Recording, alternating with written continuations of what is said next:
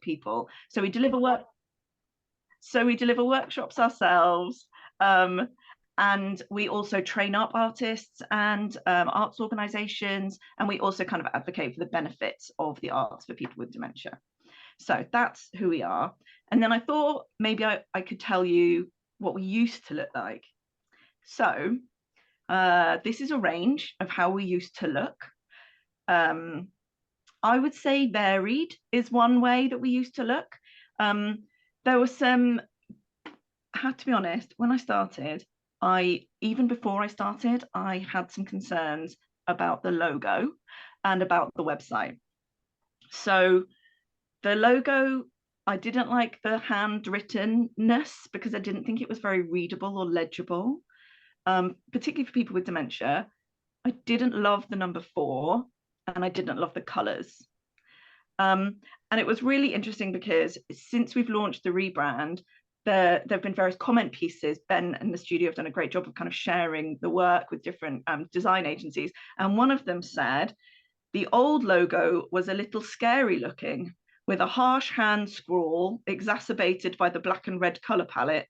Even the 4 standing in for 4 made it look like the 4th installment of a horror movie. So I didn't like it very much, but reading those words was a really interesting kind of a statement of what some people felt about our old logo. But I think the main problem was there wasn't a brand. There was just the logo. So either there were these 2 colours, the black and the red, or there was the world of colours to choose from. There was the world of shapes to choose from. And so my team were brilliant, but it was almost too much to choose from, and we didn't have any kind of guidance or anything like that. The old website looked like this. This bit in the middle up here, that was the navigation. As you can see, the colours, the white on the red wasn't that legible. Then we were trying to use lovely soft friendly colours, but they didn't really go with the red. It wasn't great, and I didn't feel like it said we are inspiring and creative and like know and understand dementia. So I knew that was important, and I had to do various different things to kind of make moves to get a new brand and a new website. And the first thing we did, which was, as you can see, was a couple of years ago. So I started in February, and one of the first things that we did was an organizational strategy process. So though I would have loved to start with a rebrand, I really knew that we had to get staff and trustees together to be thinking about who are we as an organization? Where are we going? What are the things that we focus on? How do we want to kind of be in the world and be seen in the world? And then once we'd done that process and kind of got ourselves a strategy, then I could turn that into a work plan for the next few years. And for me, one of the top priorities for year 1 was the rebrand and the new website. I have to say, trustees are an interesting challenge around branding and understanding what branding means. So in order to kind of prep them, I did quite a lot of prep myself. So towards the end of 2022, I was both getting really clear for myself what brand identity was, how a brand can change things, and also speaking to some agencies and some individual designers to work out, if we needed to do this work, how much might it cost, so that I felt as prepared as possible to kind of talk to trustees and persuade them what was going on. So then early 2023, I talked to trustees and I put a paper together about branding and what it means. Charity Comms was really fantastic. They have a fantastic piece all about branding, and I found that really helpful to articulate what a brand is and what it can do. And even though I wrote that paper and we had long conversations, some were like, but we know people at Central St Martin's, couldn't they just design a logo for us? You know, so this is real misunderstanding of like logo compared to the whole of a brand. Anyway, we did talk about it. They took my advice and trusted that I knew what I was doing. And they agreed to put £20,000 towards a new brand and a new website, which is either an enormous amount of money, about 10% of our budget, or not very much at all, because some brands cost millions. So, you know, that was what we could afford. That's what I could persuade them we could do. And then from that, Laurie, who you can see, became an advisor. Laurie's actually been a participant of our programs in the past with her husband, John. She's also was a trustee for a while, and she has a background in brand and marketing. So she was a really perfect person to kind of support me as we were doing this work.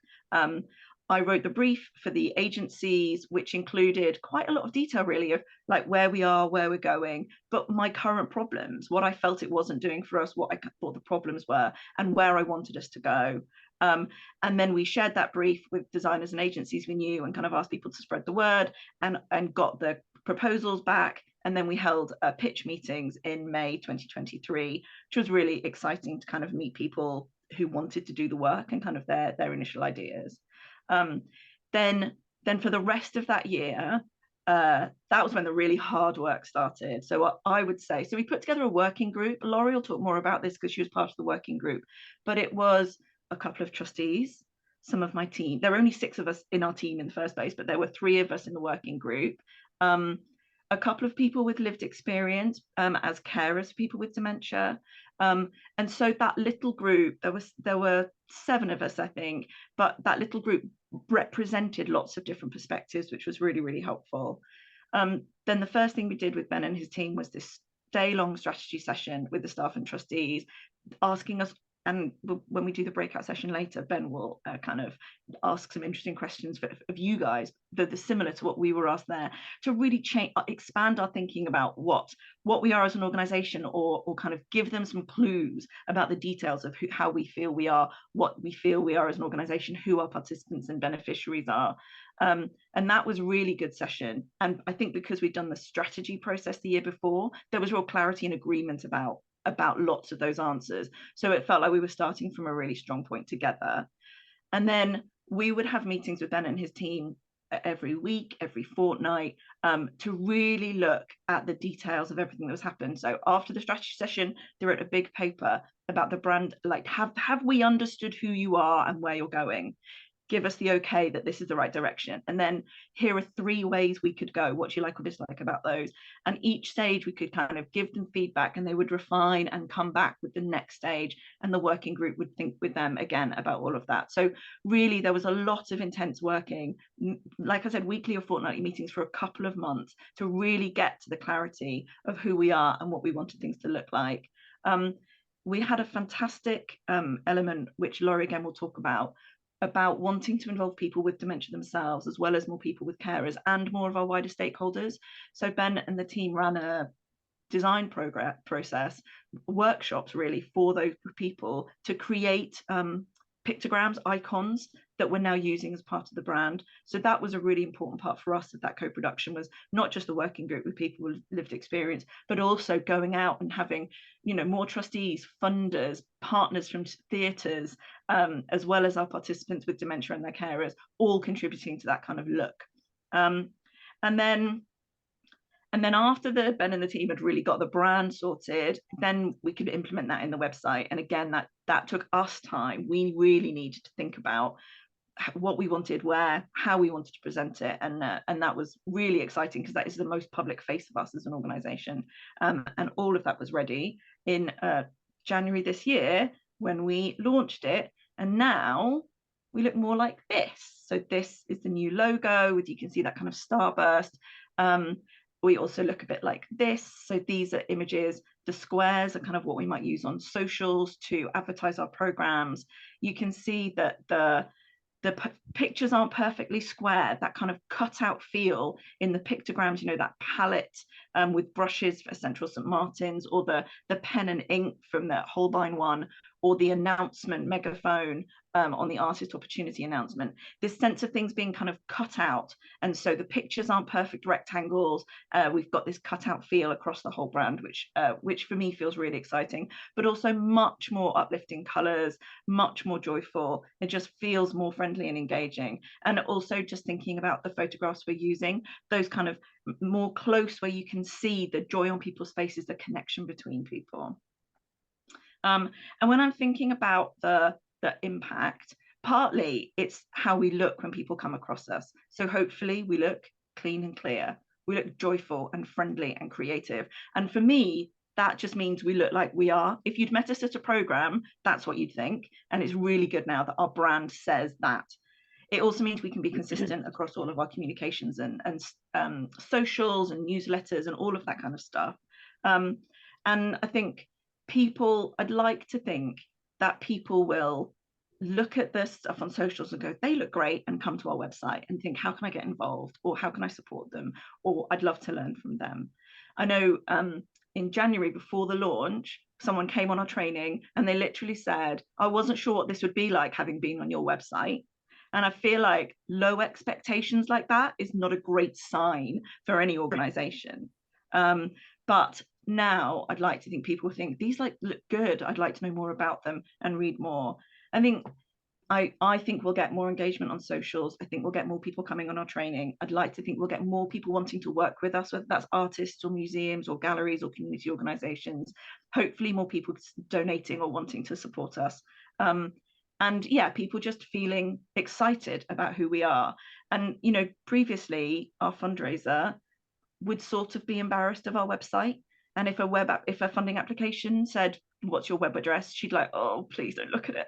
Whereas now she's like, go have a look. It looks great, you know. And I think it's just hugely transformative for us to have that kind of confidence in who we are and what we're doing. Do get in touch. This is my chance to tell you who I am and where we are. I'd really be happy to talk about the process, how it went, how we did it, what kind of our learnings, anything like that. Please do get in touch and also have a look around our website. We're really excited about it.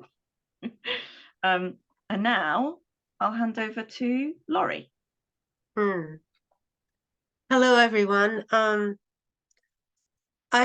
try not to cover what Penny did, and I'm coming from a completely different space, but my name is Laurie Hayden, and I'd like to tell you a little bit about myself first.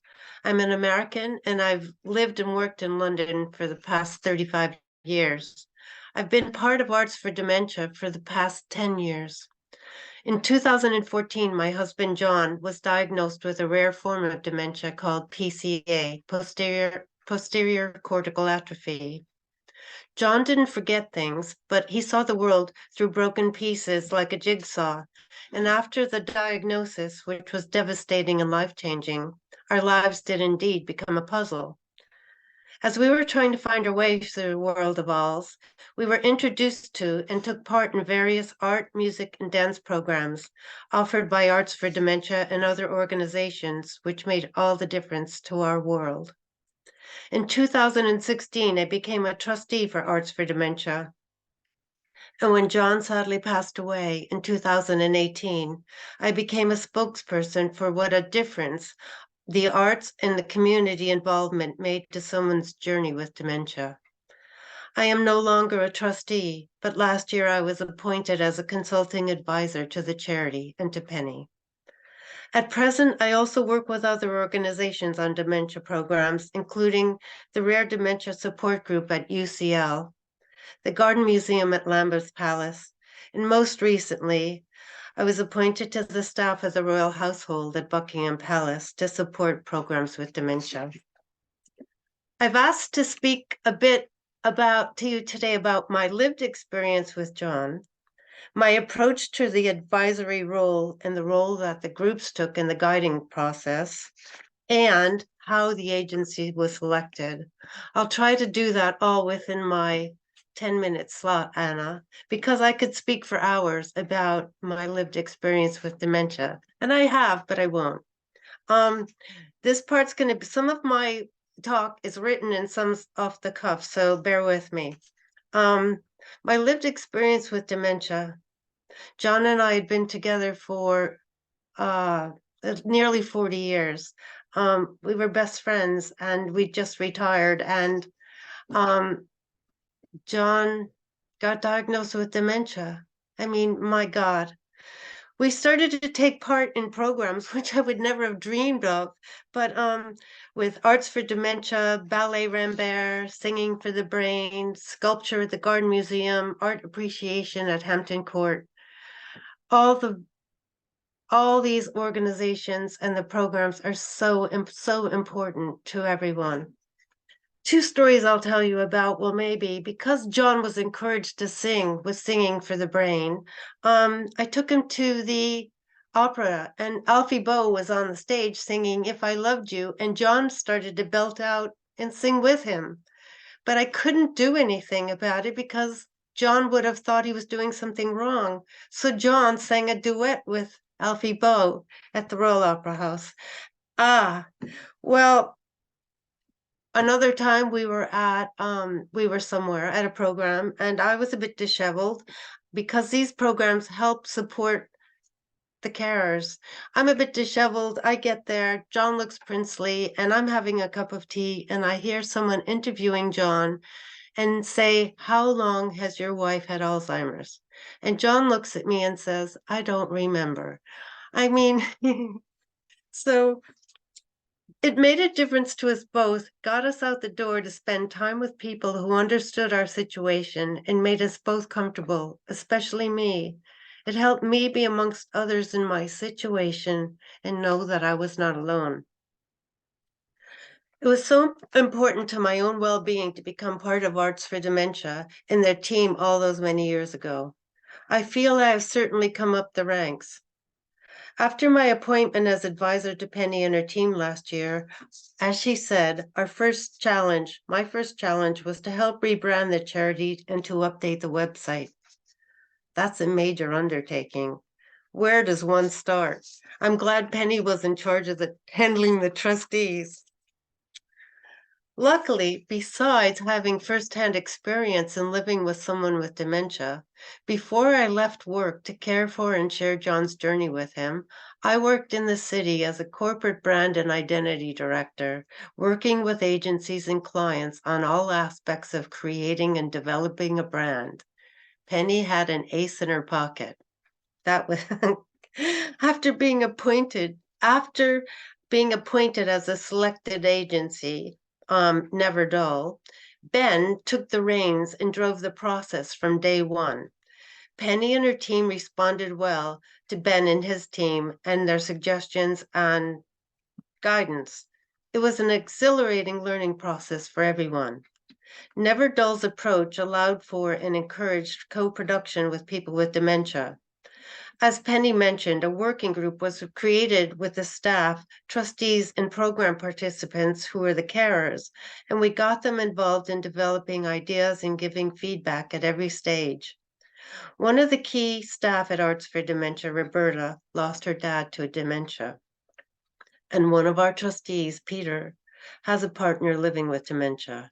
So there was a good base and a very good mix of knowledge to put this together. I myself played a unique part to the magic. Not only did I have the lived experience, but I could see the knowledge and thought processes coming from all sides. As I watched, listened, and observed, it was my experience and background that came to light. It felt amazing to be in the middle. Do you want the T crossed in such a way, someone would ask me, or how do you create interest by one mark? How does this work? It's staggering to think of all that's involved in the process of rebranding. Ben and Penny will tell you this for sure. From deciding color palettes, and even one day it was which shade of salmon works. It's not which one I like or Penny likes. It's which one works for the identity and the brand you're creating and for the audience. B&D, well, I'm sorry, Ben, Never Dull, we're exploring the use of pictograms in creating the brand and held workshops, as Penny mentioned, with not only people with dementia and their carers, but the wider stakeholders, including the trustees, the funders, artists, and partners from cultural organizations, all taking part with very interesting results. I'll never forget sitting there with a few of the trustees being handed piles of colored construction paper and scissors and say, "Get to work, tell us how you feel and create. We don't want words, we want you to make cutouts." The workshops were amazing and the results were powerful. The cutouts became a cornerstone for the new identity. Well done to Ben and his team for coming up with that. Now, I'll close soon, but how the agency was selected. I remember the day that we were going to interview the agencies. Penny and I had coffee before meeting them all one by one. Penny asked me, how are we going to know who to pick? They're all brilliant. And I smiled and said we would know. We would instinctively know. It was similar to buying a house. We had given the agencies a solid brief, telling them our budget and what we were looking for and what we hoped for. They would all come and be able to deliver as we selected well, but we should wait and listen to them all and then make a decision. I said that we would feel it just as if we walked into a house, the house we knew was ours and it was a fit. Never Dull Studio was the last to pitch on the afternoon. I thought the other agencies would be able to do the job, but after a few minutes after the pitch started, I knew they were the one. I felt a connection with Ben immediately. When he said, due to his own ADHD, that he spends time advocating for greater access for people with disabilities and promoting the importance of accessible design, I knew his team would have a good understanding of what we needed. Not only was that a special understanding and experience a plus, but this is very important. Ben and his team's personality and the studio would fit in with the team at Arts for Dementia. All the other agencies approached were able, but Ben and his team were more than able, and we were right. I have to say that I haven't been party to a more suitable marriage of minds with But Never Dull and Arts for Dementia. The result is just what we'd hoped for, and I thank you very much, Ben. Sit over to Ben. Amazing. Thank you, Laurie. I'm just going to unspotlight you if I can do this. And yeah, we're going to hand over to Ben now, who's going to talk a bit more about the process of that redesign. So Ben, over to you. Perfect, thank you. And apologies to Laurie, we have recently changed we've done a bit of a rebrand and changed our name. So I'm sorry, I must have said it 3 different ways. For the entire process of this, we were called But Never Dull, and we've just converted to Never Dull now. And I think you know, it's stuck in people's heads a little bit. So I'm going to share my screen, and what I'm mainly going to be talking about is the more technical process of the actual brand system and the design. To start with, I'll give you a bit of an overview of who we are. So we're Never Dull. We are a branding and animation studio based in London, UK. So the sell line that we have is that we help ambitious brands to understand their audiences and design meaningful connections. Our background was very much in events early on. It's where me and my business partner met, and as a result of that, we're very fascinated by human connection, by helping brands to connect first and sell second. We believe the best way for companies to engage with their audiences is to first to understand them and realize what those audiences need, and then design the work with them in mind. We're a small team, intentionally small. We're currently 3 of us, and then we have a load of freelancers that work with us at any given time. This was taken from a metal themed photo shoot we decided to do one day. But our interest in accessibility in my own stems from a lived experience. Within the team, we're made up of ADHD, autism, dyslexia. It's very much a passion of mine, just from growing up in a world in the 90s where there wasn't a lot of resources available to someone with my condition, and I struggled quite heavily within school, within academia, and getting into a workplace. So the interest for us within accessibility is very much from a very personal perspective, and why I do so much advocating on, you know, LinkedIn, doing talks and so on. So first, before I get into the technical side of the brand development, I think it's important to understand the importance of accessibility. So for me and the team, accessibility isn't just about ticking boxes or filling in quotas for, you know, policymakers or, you know, ad administrations. It's very much about empowering the people you're trying to help and giving them agency in that process. I think the World Health Organization have estimated that there's 1 billion people on this planet with a disability. It's a massive number. When you come to the UK, 16 million people have a disability. That's 24% of the population. And when you add in any demographic over the age of 65, which is when we see an enormous uplift of sight issues, mobility issues, etc., that number rises closer to 30 million. So you're looking at nearly half the population of the country is potentially not being serviced within design. It's hard to imagine in today's world you could have a building that's put up without wheelchair access, but so much digital infrastructure is created without any thought around accessibility and ensuring people have ease of use. So I was going to have that up on screen, but I forgot. And this is actually more so when it comes to dementia. So when we were working through the process, we found some very interesting things out. When it comes to dementia, not only do you have the sort of cognitive dysfunction that can happen, but you also can sometimes have issues such as colour blindness, so on and so forth. And these are all things that we had to really keep in mind when we were approaching the project. So the first thing for us was getting under the skin of the condition, really thinking about how it impacts the people and ensuring that those were very key thought trains that occurred during the branding process and developing the system.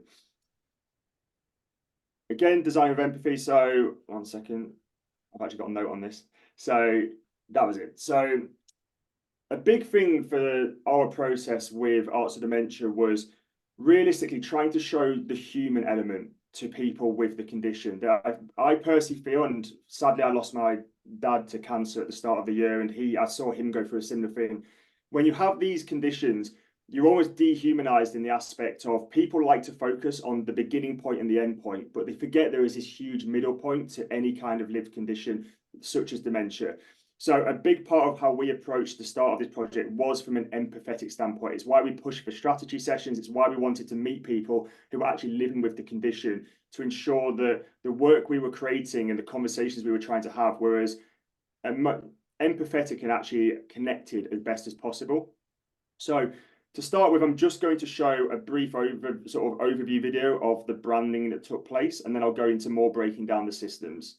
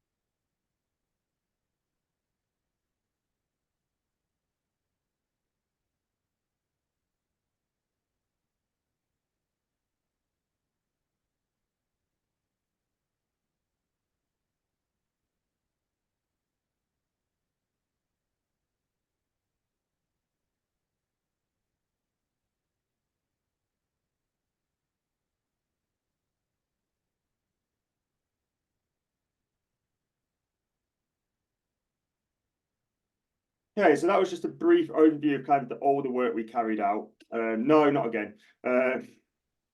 So at the start of the project, we ran a series of workshops with people who are directly affected by dementia. This is actually a very important process as part of the overall branding, because it not only allows us to connect with the individuals who are trying to most help and actually who Arts with Dementia are trying to help, but it also just allows us to get first-hand input and research from the people the people with dementia, from carers and so on and so forth. There was also, our findings found there was a massive misunderstanding around dementia as a whole. And I think the first thing a lot of people assume is that you lose all cognitive function. And that isn't the case. And actually people maintain cognitive function for quite a long time.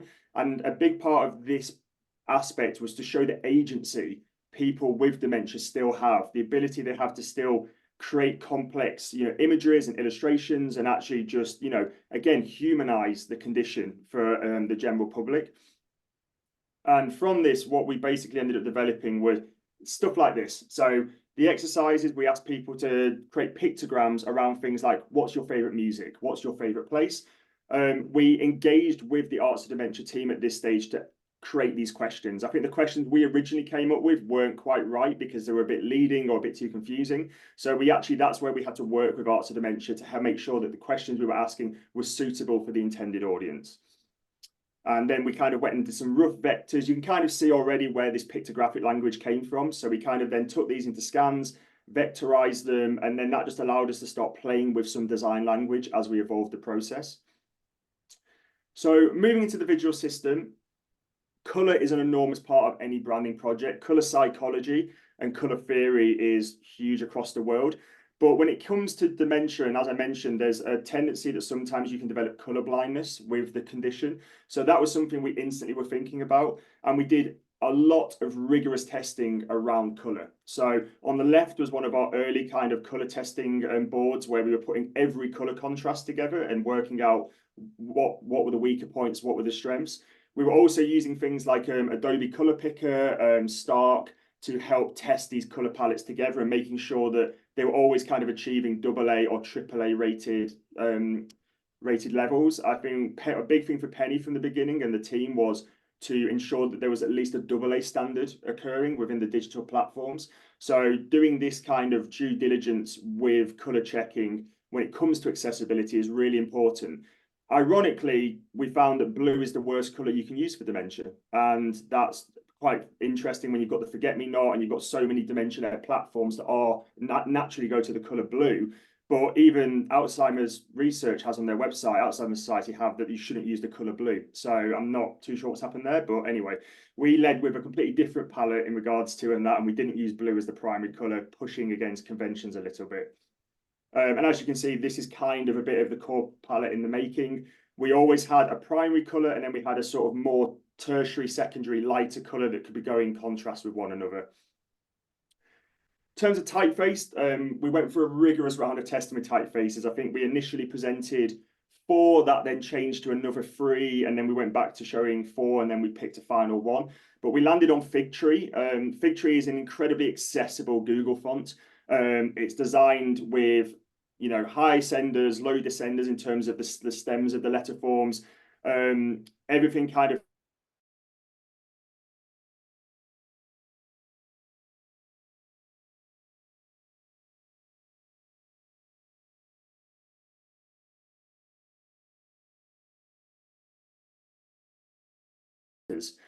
what you almost get there is a form of biometric reading where it becomes slightly easier to read the words. So that was only something we did with the first 3 letters of the logo, but that was to kind of help with conditions like dyslexia, with people who have issues with sight. It's a very subtle thing, but actually it does massively impact the legibility and increase the legibility of the overall word mark.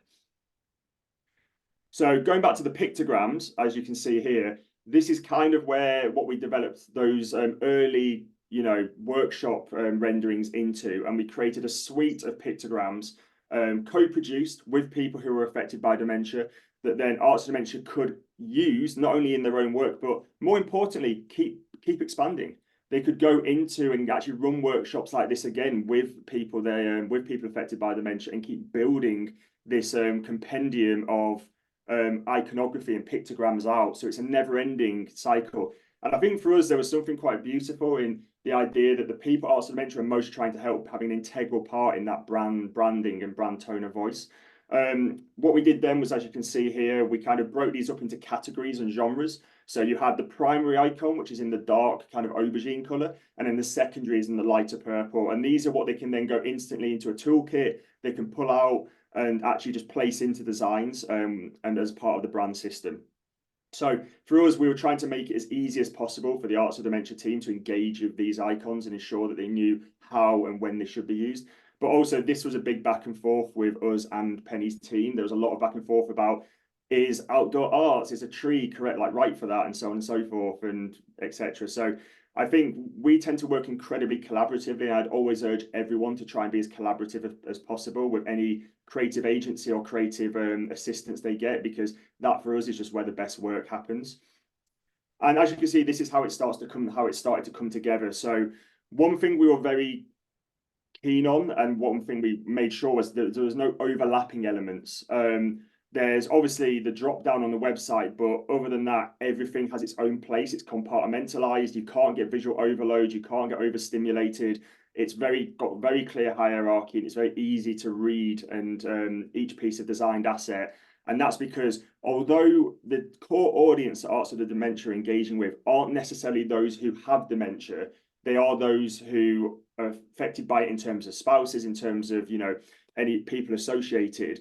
And as a result, it's important that Arts of Dementia is seen as kind of leading the way in terms of accessible design for dementia, even if it's not necessarily people who have dementia who will be engaging with them. And I feel that is the same with almost any disability. You don't, although your audience might not be people who have that disability as the core intended audience, you should still be trying to champion any work that can make it as accessible as possible. Going to the website, we developed a component-based structure.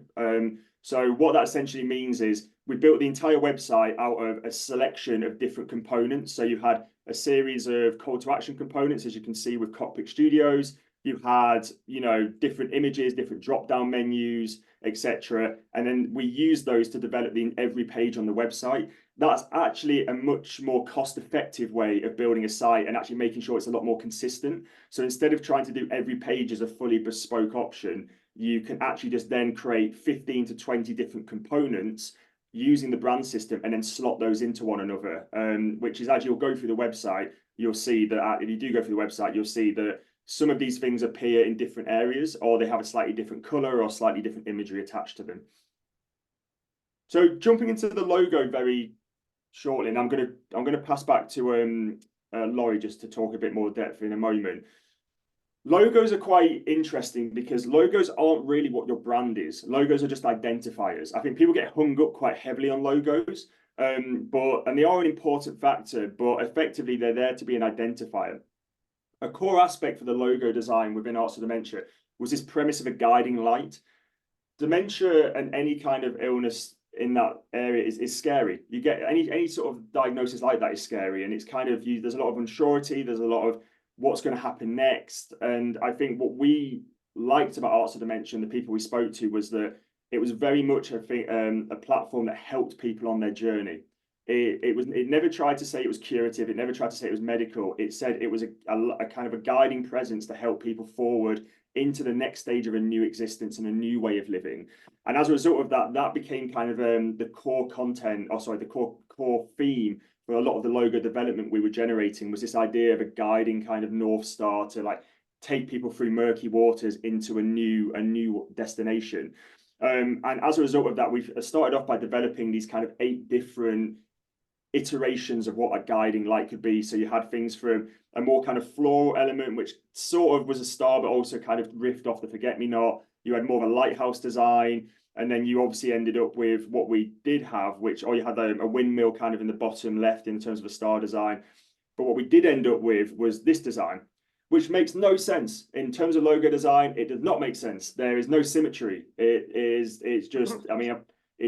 not what logos are meant to look like. They're meant to be perfect and clean and etc. But, you know, I think just as Life with Dementia is imperfect, that's what our logo was trying to be. It was trying to embrace imperfection, and a lot of the brand system is about embracing imperfection, about not running away from it. It's about owning that part of your new life. I'm going to hand back to Laurie quickly, just so she can read a little bit about this final logo and why they chose it. And then I'll round off with kind of a few takeaways to continue to think about. Hello, everyone. Yes, as Ben said, there were 8 logos presented, and I had even seen some of the logos before they were presented. And I have to say, I always the minute I saw a certain mark, which someone called a splodge at some point, in the back of my head, with all the experience I've got, I thought that is the one. That is the one. And I watched the process of people deciding, and Penny, and the week Penny knew. Every time she asked me, which one do you like? I kind of quietly said, and no one ever picked mine. A few people did. And then I started to talk about why, and it came to the week of when we had to select, and Penny was going to talk to the trustees. And I was a trustee, but I probably am, I don't think like them. I said, well, Penny, when you go into this meeting, can you just tell them which one I like? And I'm going to write down why. And I wrote this. I sent her an email, and this is exactly what it said. It said, a logo mark is not your brand identity. It is a visual mark that supports your brand, your identity. This whole process has been to develop your brand and your identity. The logo mark is akin to the color palette, typeface, cutouts, photography, and layout we have selected. All of them should work together as a framework, interweaving to support the brand and form your identity. It's basic knowledge and a good guide to say that a logo mark should be simple, memorable, identifiable, appropriate, distinctive, unique, and versatile. With this in mind, along with my experience with Arts for Dementia and brand identity, I think that the guiding light mark is the best option. I think that it fits the bill perfectly and will marry well with Arts for Dementia into the future. I think it is distinct and unique. It is simple and identifiable. It is versatile. The most important key point in my mind is it's not perfect in shape, but yet it's perfect. As life is perfect, and then again it is not, especially in the case after a diagnosis of dementia. I think this marks imperfections, especially the curved glitch in the point about 2 o'clock. Do you see it's a bit curved at 2 o'clock? I like, especially the curved glitch at 2 o'clock. This mark can be a flower, it can be a starburst, a light, a beacon, or even a hole with a jagged edge, or something rough-edged you can see through, or even fall through, a challenging path to enter. Burst through the jagged edge, burst through the jagged, imperfect challenge, and be brave, come through the other end. After a diagnosis with dementia, things are not perfect. They are far from it, but with the help of others and associations like Arts for Dementia, things that are imperfect can be supported, embraced, and shared so that life can be nearly perfect. That was my bid for guiding light. And we gave you a job after that. Yeah. So thank you for that, Laurie. So obviously I won't go into any more about the logo. You can, if anyone wants to ask me more about the process behind the logo and how we actually developed it, more than welcome to reach out. I'm just going to finalize on 2 things. One is the handover when we finish a project. I think accessibility isn't just about designing for the audience, it's also about making sure the internal teams can use the work as well. And I think there's been a bit of a problem within the creative industries over the last X number of years where people are kind of held a bit ransom, and they kind of have to keep going back and asking for more work to be done and give more money just so assets can be made. So obviously alongside brand guidelines, which I think the AFD brand guidelines is about 80 pages. But so we handed over a comprehensive brand guideline that included everything from colors to how to use the logo. Also copywriting. Copywriting was a massive part of this project. We actually had a copywriter, Hannah, who worked with us, and that was all about how you should use language on the website, especially in regards to dementia. So when it comes to the website, there isn't any really icon use by itself, because actually you need to have clear signposting. You should say things in a very specific way. So there's a massive language part of this project and copywriting process, which is all part of this guideline, and making sure that the internal Arts of Dementia team can get up and go in regards to any problem. We also did, so Arts of Dementia don't have necessarily internal designers in the traditional sense. They have a lovely woman called Emily, who I know does a lot of the marketing side of things, but Emily is versed in Canva, not in Adobe. So what we did was we built out the entire system for them in Canva. So from photo usage to framing devices, to pictograms, it all lives within the Canva universe. And that allows them to basically continue to build any marketing assets they need in Canva and in a native platform that they are comfortable using. So instead of trying to make them fit into how our world works, we very much felt it was important that we could hand over something that they could just continue to evolve and get up and go with. And then, so videos. There we go. And then finally, presentations. So I think at the start of the project, as I think Penny mentioned in her when she was talking, the presentations were a big part. And I think early on we decided that presentations were going to be needed. Everything we did for the presentations was built out in Google Slides. So we did a series of master templates that could be used for various formats. And you know, from framing devices and various types of framing devices and so on and so forth, kind of what we did with Canva, but everything was native to Google. So this allows then the Arts of Dementia team, and I imagine more so Penny with the work she does, to be able to just go and actually build out templates very quickly, presentations very quickly, and just that look really good. So that's also something I would bear in mind with your own internal teams. How can you work smarter? What are you already using, and how can you best fit a design system or a way you want to communicate in a very clear, concise way? Because the longer you have to spend on something like a presentation, the more time you're losing to spend elsewhere. So I think for us, it's very important that the Arts of Dementia team had a system that was built with them in mind, that allowed them to just efficiently move forward and not have to worry. So I'm going to finish just on a few takeaways to bear in mind when you leave the talk. So when it comes to accessibility, some of the most important things is to, one, educate and advocate. I'm not talking just about designers, but anyone in any profession that has experience with disability. Don't be afraid to educate others. When we came into this process, we held our hands up quite early on and said, we have lived experience with disability. We don't have a lot of experience with dementia. But as a result of that, we lent on Arts of Dementia heavily in those early stages to help us frame things, to build workshops, etc. And I think there's a tendency to kind of not want to speak up, but actually advocacy is really important in the subject of disability. Things will only change if enough people say it needs to change.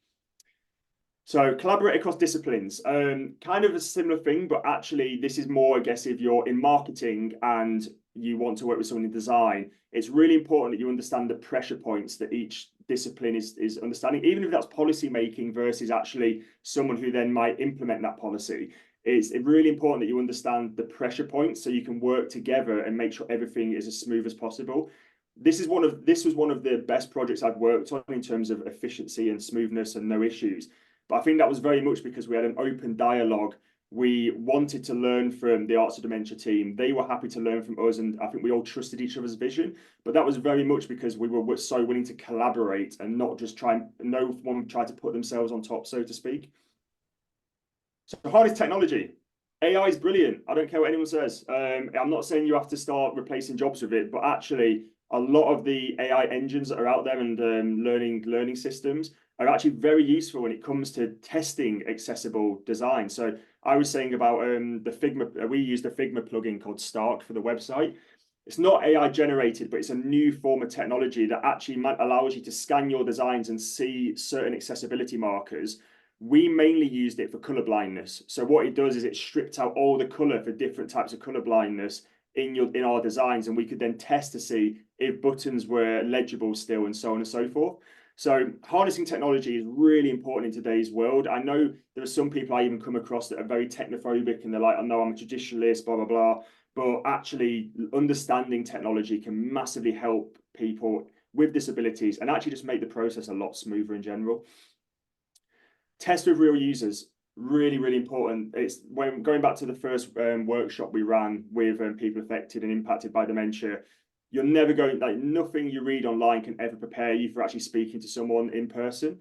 During the workshop we ran, one of the participants, I think they turned up quite late, but they were just sort of going, oh, well, you're quite lucky we found it at all, to be honest.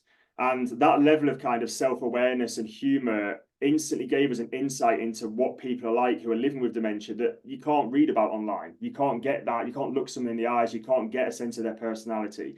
So testing with real users, running working groups, getting people involved who aren't necessarily industry professionals, but have just as much of a reason to have a valid voice at the table is really important. So if you're not regularly testing marketing or any of that sort of creative output with people who are, with people who have the disabilities or who actually could benefit the most, that's something I would instantly say do. Just invite them into a bit of a working group or a focus group. And then stay informed, quite an obvious one, but in today's world, you can't it's like accessibility guidelines are changing all the time. And I think it's just important that you're always staying up to date. I imagine for the academics in the room and the people who work maybe more in policy, if there are any of you, you'll be much more like fine with that. But as a creative and as a designer, that's obviously something that I have to remind myself to do, because it can be quite easy to get lost in the process. So just remember to always keep up to date, stay informed, look outside of your pillar. If you work in dementia, go look at other charities, look at other disabilities, see what's going on the other side of the street, so to speak, because that might just give you some really interesting ideas. And nothing says arrogant like having a quote from yourself.